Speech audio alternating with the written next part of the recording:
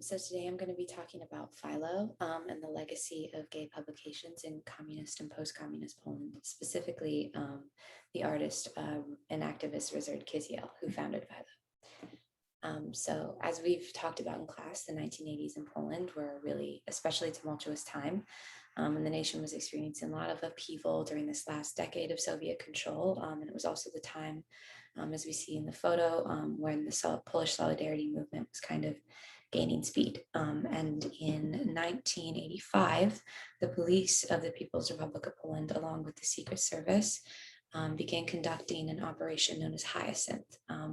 And they kind of put it under the guise of presenting the spread of HIV and AIDS. But what they did was planned to detain and register all alleged homosexuals for the purpose of creating an archive that documented all the gay men in Poland.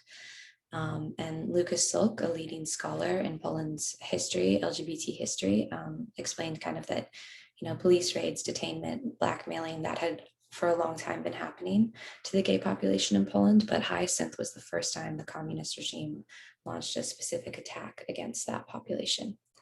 But because of this, Operation Hyacinth, it kind of raised the consciousness of many gay activists and artists at the time. And in 1986, after Operation Hyacinth, Ryszard Kiziel founded Filo magazine, which was a Zine style publication that kind of dealt with gay life and culture in Poland. In an interview with the Polish LGBTQIA Museum, Kiziel explained that Filo contained experts from Western magazines with similar subject matter, a lot of important information, health information on the HIV/AIDS crisis, and a lot about cultural events in Poland. It was kind of conducted sort of similarly to American zines in the 2000s, where the publication was spread just among Kiziel's friends at first by word of mouth, and then to activists in their circle, and gradually to a good part of the gay population in Kiziel's city.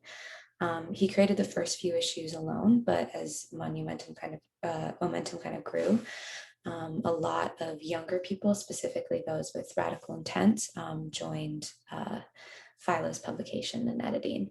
And in 1989 and 1990, the zine switched to a monthly publication style following the fall of communism and censorship in Poland. And that was the same year that Kiziel founded the Lambda Group Association, which was one of the first gay activist groups in Poland.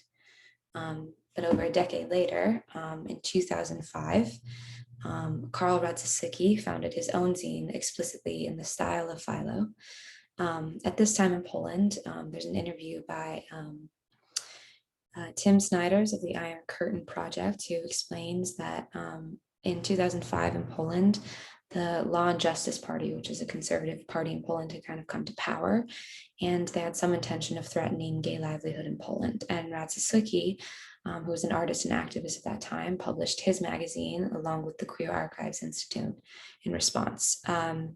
He said in this interview with Snyders, "You could tell a young generation of LGBTs that gays used to be shot, they wouldn't care.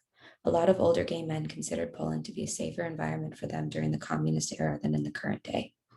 So Radzycki was really worried about this kind of lack of understanding of his community's history in Poland.